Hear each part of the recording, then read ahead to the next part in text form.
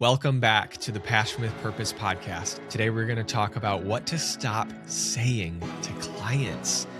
There's these phrases, there's these little quips that we say to our clients or words that we say to our clients across the industry, even in the general market of business, that a lot of professionals use. And a lot of these phrases are terrible things to say. They are not helping you book clients. They are repelling clients. They are not greasing the experience of getting someone to sign a contract with you. They are pushing the contract out. Okay. And so today I want to be breaking down some key phrases that I want you to stop saying when someone is trying to book with you, or even in the general context of you with a client. Because how we speak, you guys, our words are crucial for our sales and bookings. Words are the very things that sell. Your copy sells. The captions that you write sell. The DMs that you send to clients sell. The emails that you send to potential clients sell. The words that you say in a call. The words that you put in your information pricing guide. The words in your website, on your inquiry form, etc., so on and so forth. All of these words matter. They are either pulling someone in, they are either making the experience easier for them to book with you, or they are pushing someone away. They're making the experience more cumbersome for someone to actually do business with you and give you their dang money. So I'm going to rattle off in this episode. We're going to keep this a short, I might not be short, but we're going to keep this a very effective, punchy, practical episode for you, because I'm going to be rattling off a bunch of real life phrases that I bet you have said before. At least one of these I'm sure you've said, that a lot of people say, that I want you to stop saying. And then I will tell you what to say instead. Deal? Okay. Because words are important. Words are important. They evoke emotion. They can make or break a sale. Up first, ready for this one?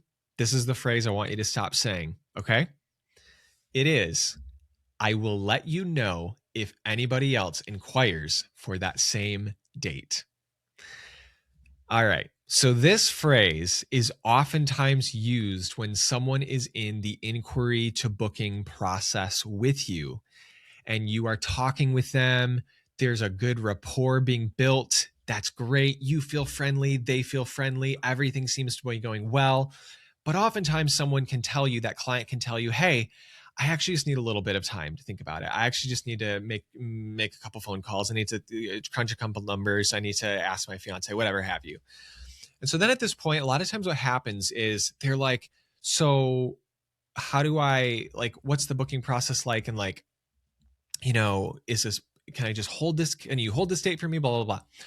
And in this moment, when we as professionals have built this rapport with this person, we feel this tug on our heartstrings to say this phrase. I'll let you know if anyone else inquires for that same date. I got you. I got you, buddy. I got you, sis. Right? This happened to me. I remember one time when I was booking a client many, many years ago. I didn't book the client, and I'll tell you why.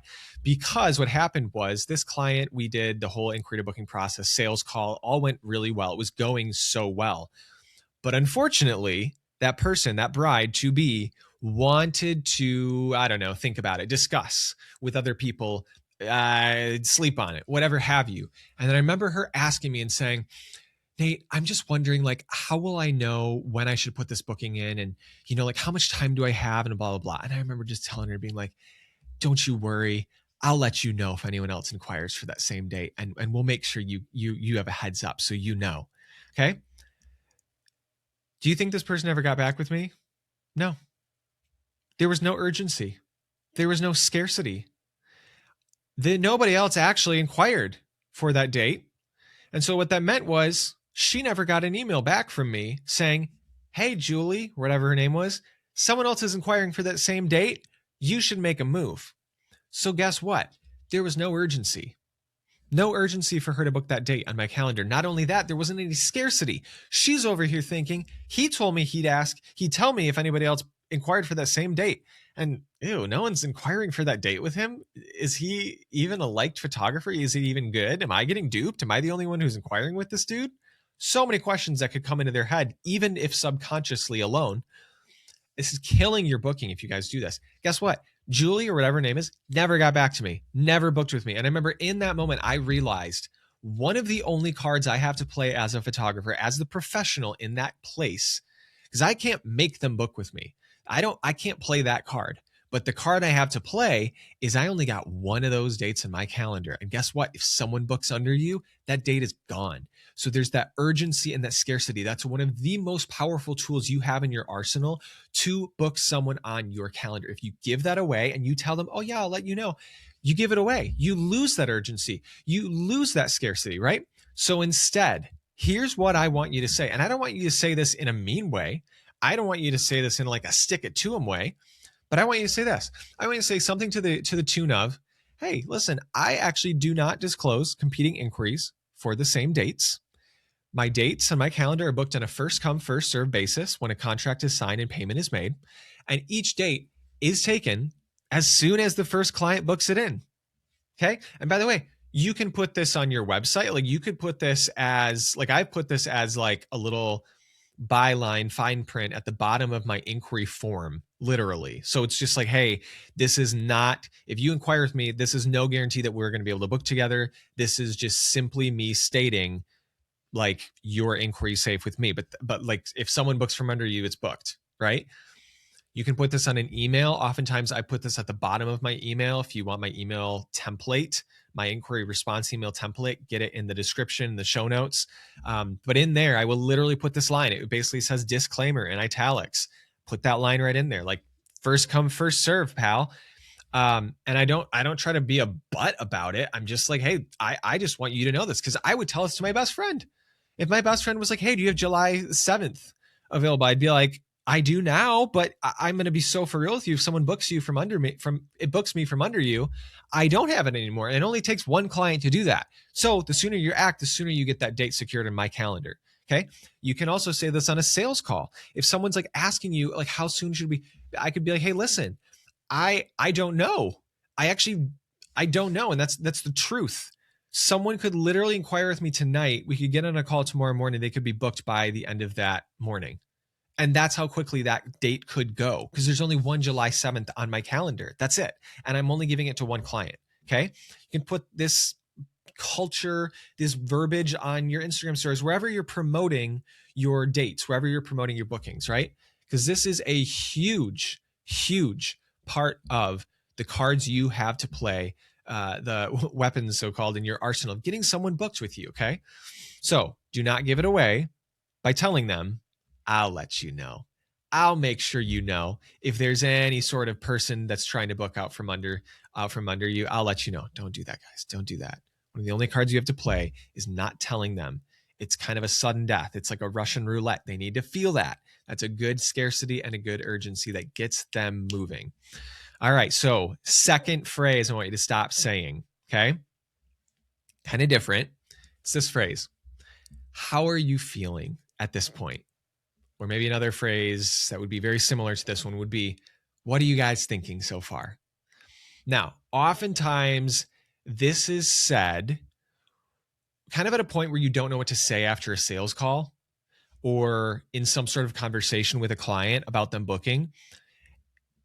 It's killing your sales. It's killing your bookings because it just feels half-hearted. It's not conclusive.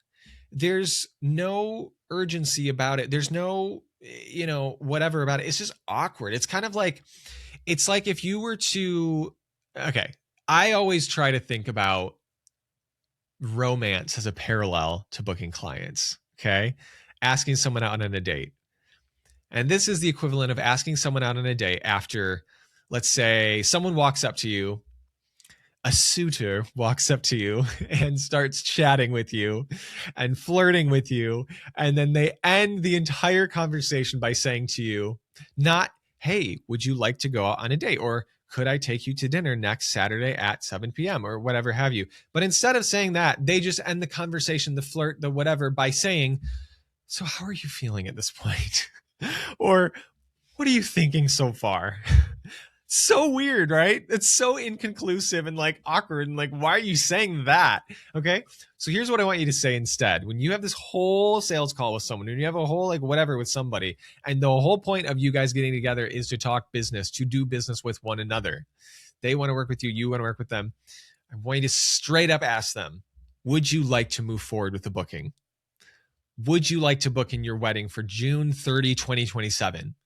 Would you like to cross you could say, would you like to make this official and cross book a wedding photographer off your to-do list?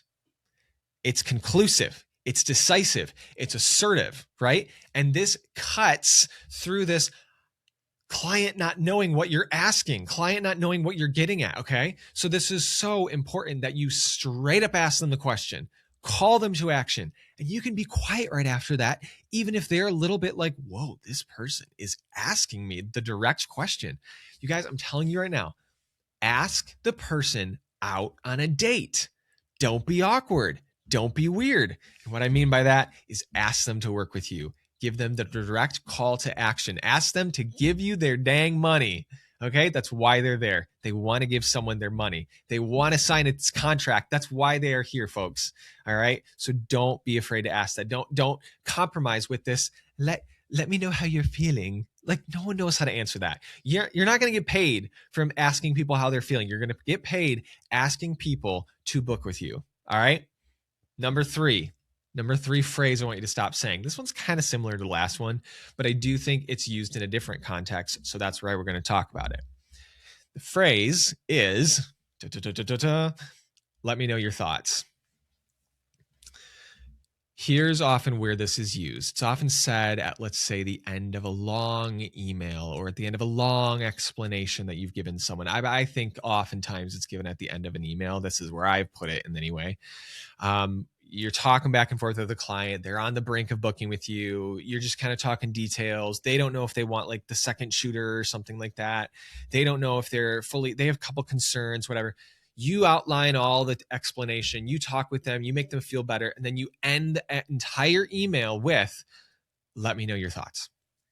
This is why this is killing your booking, okay? Because the biggest issue here is that it is inconclusive and it's overwhelming. It's not clear. They don't know what you're asking. Like, have you ever gotten like this long book of an email or long book of a text from somebody? Oh my gosh, especially if it's in your personal life, the worst, right? And you get this like long thing and it's like this confrontational thing, or it's like a touchy subject or something. And then they end it with, so let me know your thoughts. Oh my gosh. You feel in that moment like I have to write a book back to them now. I can't just say love it or yes or whatever. You're like, I have to match what they just said to me. And I'm telling you right now, that is how your clients feel when you say to them, let me know your thoughts. They feel like they have to write back a book to you. Okay. So here's what I want you to say instead. I want you to ask them a direct question that can be answered in one word or 1 to 2 sentences. Okay. So here's how you end your big long explanation email, whatever it is. You end it like this. How does this sound? Would you like to move forward with this plan above? Okay. End it there. Or you say, and an email like this. Do you have any questions or concerns from here? Let me know. I am an open book. Easy. Now they can specifically just talk about if they have a specific question or specific concern, and you added that I'm an open book, so they don't feel like you're touchy and like sensitive of a person, okay? Here's another one you could end it with, and this is more like specific, but you can kind of transfer it to whatever circumstance you're in. You say something like this. What if we took out the Lay Flat album and we added in the second shooter that you guys want? I can make that a clean exchange at no extra cost. Would you want to move forward with that? Okay. Here's the thing, you guys. All I have to say to you at bare minimum is yes. Send. Or they could say, yes, absolutely. I love that plan. Send it over. Okay. That's all they have to send, because you're making it so easy for them at that point to respond in that brevity. Okay. In that clarity, because you made it clear what you were asking of them. Okay. So direct questions. Think every time you send someone an email, what is the expected response of this email? Is it quick? Is it clean? Is it easy? If it's not, make it so. That's my recommendation to you. Okay. Number 4 phrase I want you to stop saying. Okay. Just keep me in the loop and we'll talk soon. Oftentimes this one is said at the end of a sales call, consult call, whatever you want to call it, when they aren't quite ready to book with you.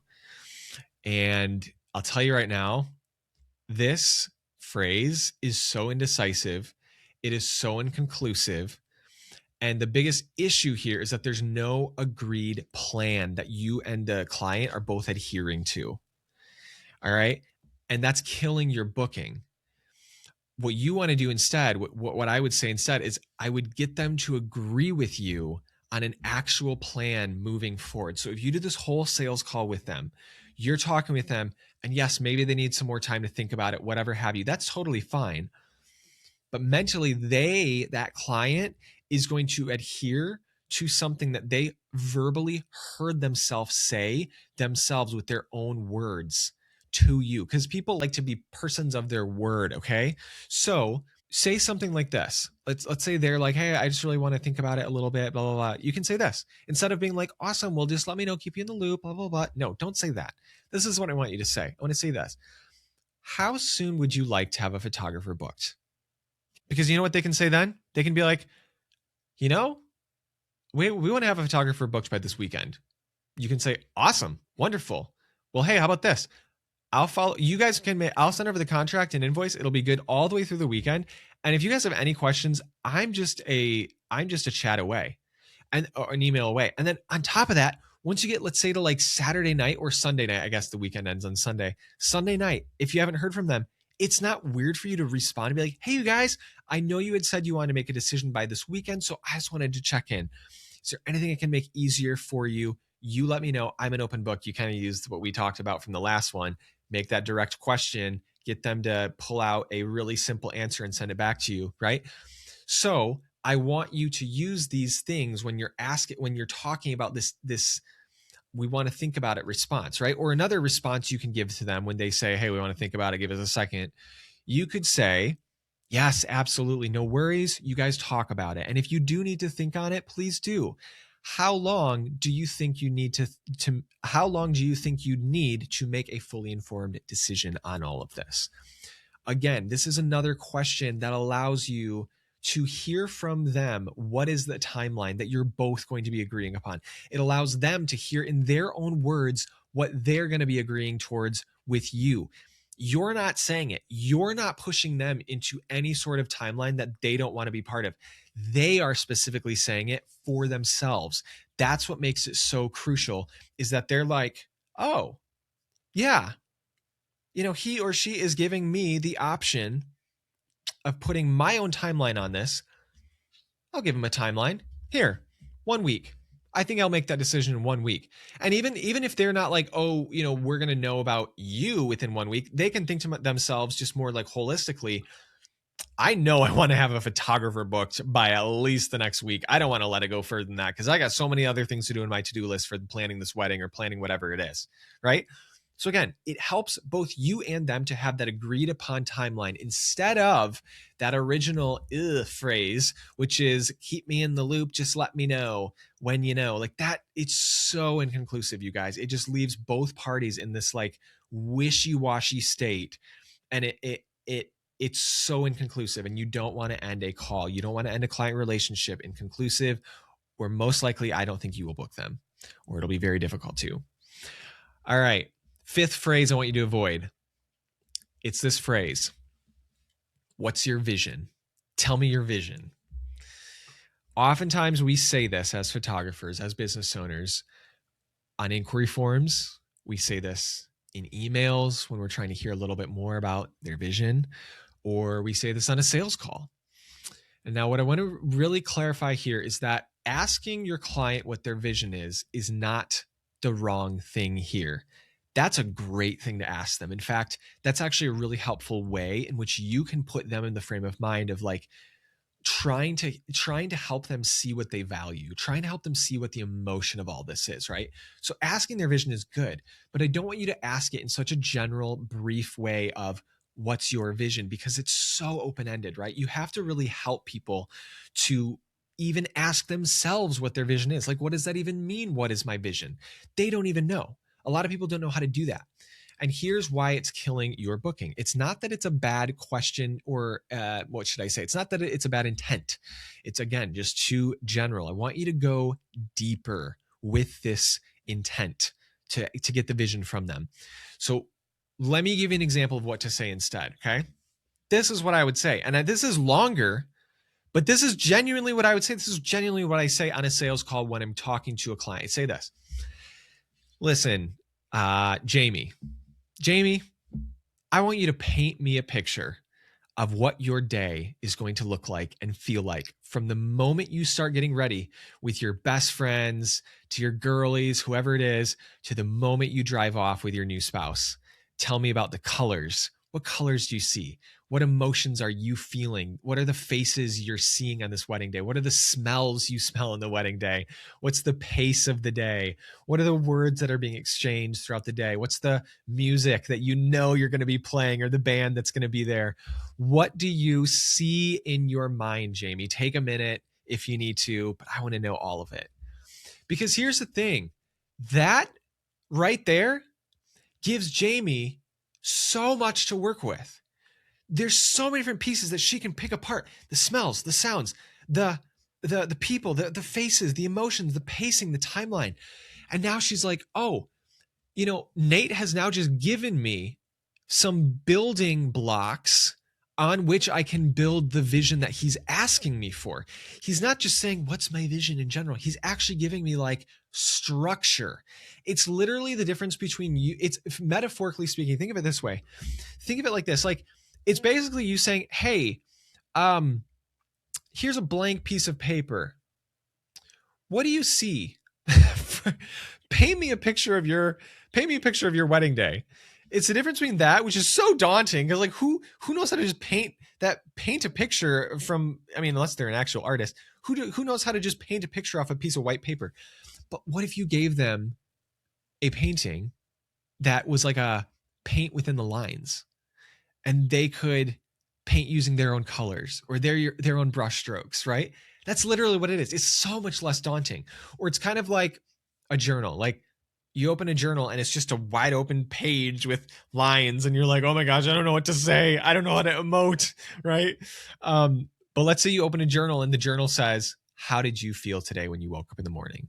Okay. Or what's one goal that you have today that you want to make sure get done by the end of the day, right? Or what's a reflection of the happiest point of your day today, right? Oh, now I know how to journal. I got tons of stuff, right? That's what you're doing for your client when you're giving them more context. You're giving them more details to answer. You're giving them more shapes to build off of, okay? That's what I want you to do. Instead of just saying, what's your vision? Tell them how to know what their vision even is, okay? All right, sixth phrase I want you to stop saying. Oh man, guys. Oh man, this one. What is your budget? What is your budget? Please, for all that is good and pure in this world, stop asking clients, what is your budget? And I love you even if you say this. I am not trying to shame you, because I understand why you would say this, but I do want you to stop saying this. And I want you, I want to show you why. Okay. So let me ask you a series of questions. Okay.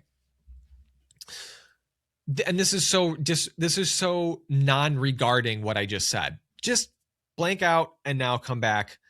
Let me ask you some random questions, okay? To you, person listening to this. How much do you make in a year? Okay, we just met. How much do you make in a year?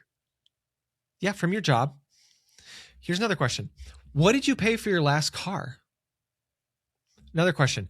How much did you just buy your house for? Or how much is your rent? How much do you want to spend on your spouse's upcoming birthday? Like, what's like a good number for them? How much would you spend on a nice new outfit, like in total? Like, what's your budget of what you spend in clothing? I'm just going to take a wild guess that none of those questions felt good for you. Like, you probably felt a little defensive, or at best cringy and uncomfortable when I ask each of those questions. Like, what if I was like, yeah, just drop them in the comments? Are you going to drop those answers in the comments? Not a chance. Not a chance. And the whole point here that I'm trying to illustrate is that, my friends, people do not like being asked about personal finances, especially from strangers. It is way too intimate, you guys. It is like asking someone to tell you what type of underwear brand they wear after just meeting them. no less. And this is oftentimes like when it's always on the inquiry form that I see this, which is that first impression. You're asking them these numbers questions, okay? And the weird thing about this is that, guys, they know that you already have your pricing. So it feels weird that you're asking them as if like to make them guess what your pricing is, even though they know that you know that your pricing is probably already set. It's just weird. I'm telling you, it's just weird. And not only that, I mean, there's a whole host of other reasons, one of which being if they say a number that is way off of what you actually charge people, you just anchor the whole conversation at that number. So if they're like getting asked, hey, what's my budget? And they're like, I don't know, maybe 3,000. Meanwhile, you actually charge people a minimum of 5,000. That just makes the whole conversation so set up for failure. So set up for failure. They may not have thought that 5,000 was bad at all. Eventually, if they would have, they have no frame of reference. But now that you forced them to say a number and they're like, I'm going to go low, 3,000 maybe, you've now anchored the whole conversation at 3,000. And so 5,000 is so much more of a leap. Okay. Here's what I want you to say instead of what is your budget? First of all, I don't want you to even ask them anything remotely close to this. So there's actually no like exchange, one-to-one exchange for this. But if you do want to ask them something, this is what I would ask them. What do you value the most? Or ask them, what is most important to you? Or say, what's most important to you with pertinence to photography specifically? And then give examples. You could say, is it that the day feels relaxed, that your photos look like a magazine? I don't know.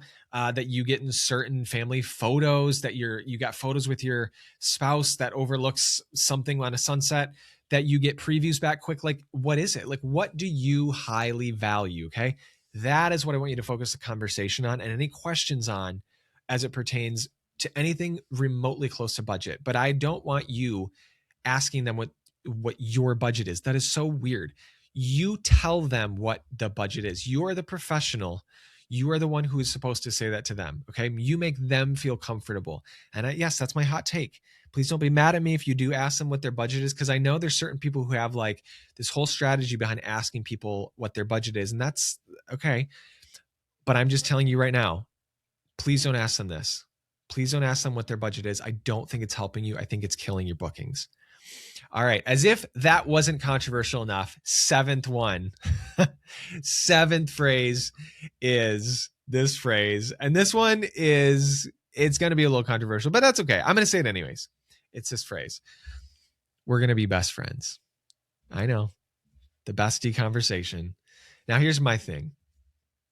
When you say something like this, when we say we're going to be best friends on your website, emails, in person, pricing guide, captions, whatever it is, I love the sentiment. I actually really do. And I actually used to say this whole thing myself. I used to do like the bestie marketing myself. Like, we're going to be best friends. I promise. Like, it's going to be great.